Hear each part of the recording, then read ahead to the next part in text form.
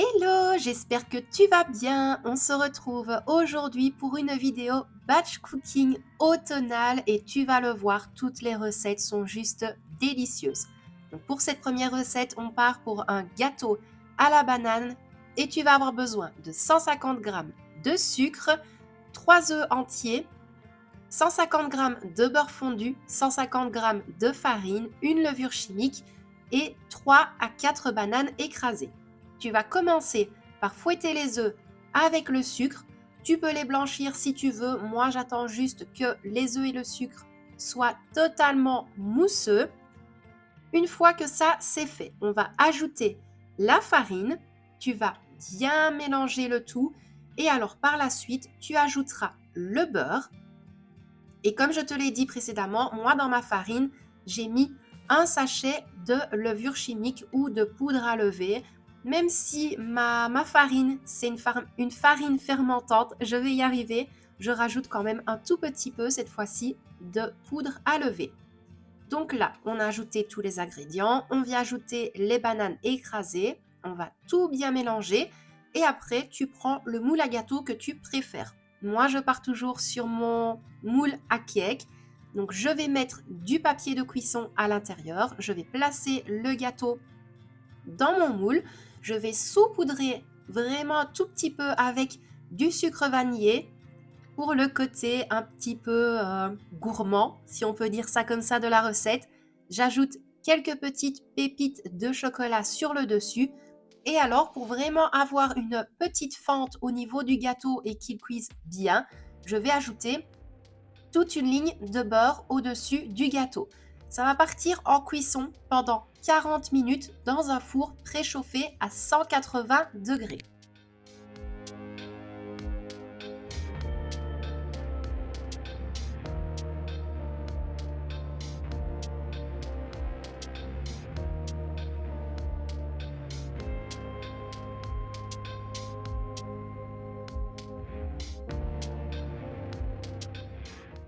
Deuxième recette, et là ce sera des muffins à la citrouille. Pour ça, tu auras besoin de 250 g de potiron, 2 œufs entiers, 275 g de farine avec un petit peu de levure chimique, 100 g de sucre, 75 g de beurre fondu, 125 ml de lait, de la cannelle, une cuillère à café, mais c'est vraiment optionnel, et du sucre vanillé.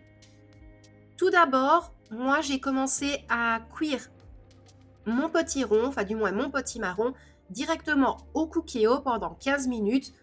Après, j'ai enlevé la peau et je l'ai réduit en purée. Ensuite, au niveau de ton bol, tu vas commencer par mélanger tous les aliments secs. Donc la farine, le sucre vanillé, la levure et la cannelle. Une fois que tout est bien mélangé, on va ajouter les 2 œufs entiers. On va également ajouter le lait. Et on va également ajouter le beurre fondu. Tu vas bien mélanger le tout au fouet. Maintenant, tu peux prendre un batteur électrique si tu préfères. Mais bon, voilà, moi j'aime bien tout faire à la main. Donc là, on va bien mélanger toute la préparation. Ça demande quand même un petit peu d'énergie au niveau des bras. Mais bon, au moins comme ça, on fait sa petite séance de sport. Une fois que la pâte est bien homogène, on va ajouter la purée de potiron ou de potimarron. Moi, comme je te l'ai dit, j'ai préféré le potimarron.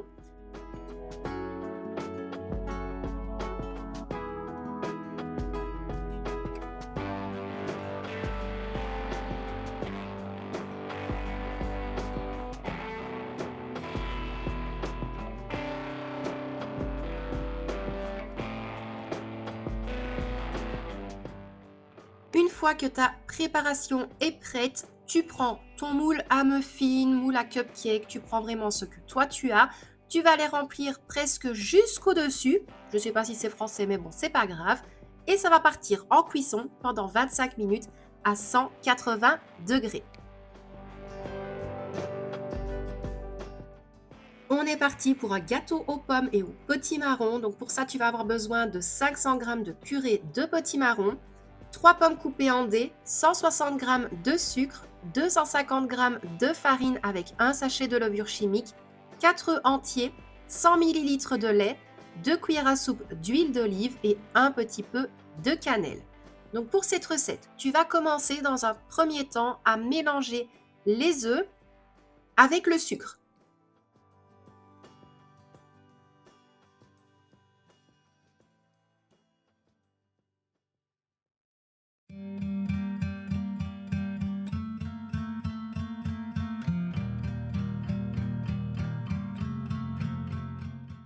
Une fois que le sucre est bien fondu au niveau de tes œufs, tu vas pouvoir ajouter la farine ainsi que la levure chimique ou de la poudre à lever.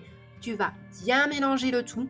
Donc là par contre, on va vraiment y aller tout doucement pour éviter de mettre de la farine de partout.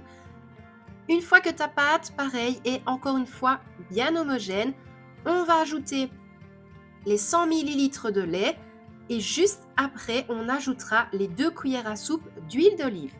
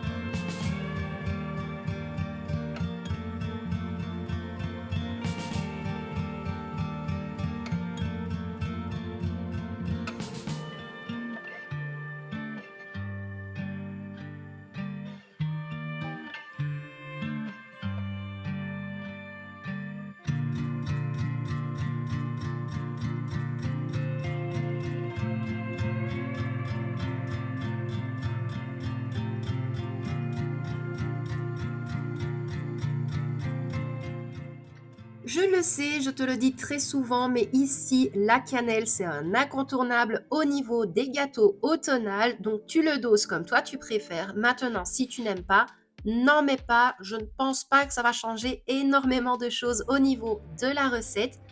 J'ajoute également l'équivalent de 1 cuillère à café d'extrait de vanille. Donc là, tu vas remélanger ta préparation. Juste après, tu vas pouvoir ajouter tes pommes et la purée de potimarron. Encore et toujours, tu vas bien mélanger le tout pour que les pommes ainsi que le potimarron soient bien homogènes au niveau de ta pâte. Ton four est toujours préchauffé à 180 degrés. Et après, tu le sais, je me répète, mais tu utilises le moule à gâteau de ton choix. Moi, je garde toujours mon chouchou, donc mon moule à cake. Franchement, il est juste incroyable. À mon habitude, je placerai du papier de cuisson à l'intérieur et ça partira, comme je te l'ai dit, à 180 degrés pendant 40 minutes. Tu vérifies quand même la cuisson avec la pointe d'un couteau. Si la pointe de ton couteau ressort sèche, c'est que ton gâteau est cuit.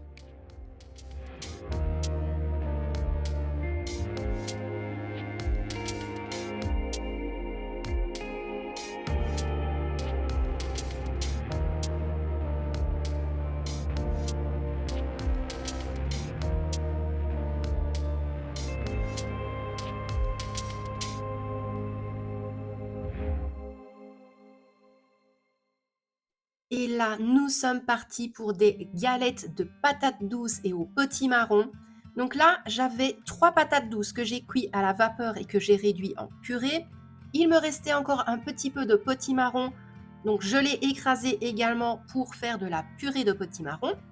Je vais avoir besoin également de 1 œuf et de 6 cuillères à soupe de farine. Là, je ne peux pas spécialement te donner de grammage parce que j'ai utilisé ce qu'il me restait.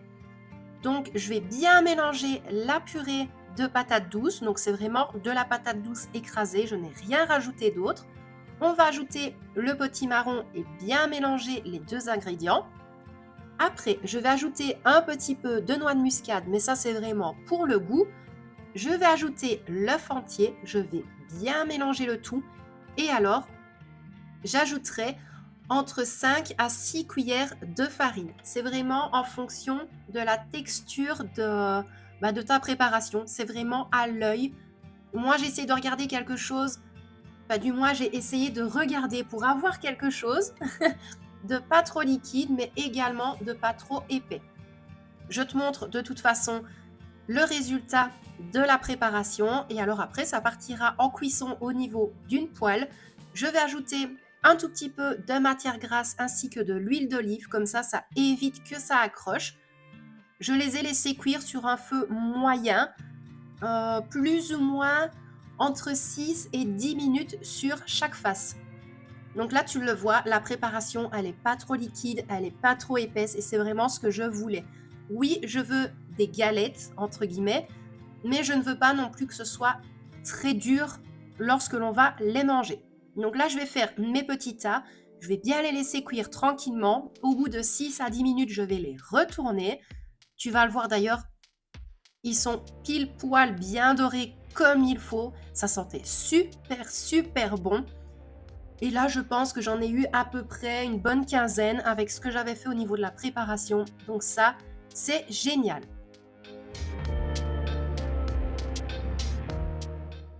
Dernière recette de cette vidéo et ce sera des tagliatelles avec des champignons à la crème et des lardons. Et là, c'est vraiment une recette, mais juste dingue, c'était super bon. Donc je vais commencer par faire chauffer un petit peu d'huile d'olive au niveau de ma poêle. Je vais ajouter des oignons pas du tout, des champignons surgelés. Tu peux utiliser des frais si tu préfères, mais moi il me restait encore des surgelés. Je vais bien les laisser cuire tranquillement parce que bah oui, ils vont rejeter de l'eau. Donc je vais attendre que toute l'eau s'évapore bien correctement.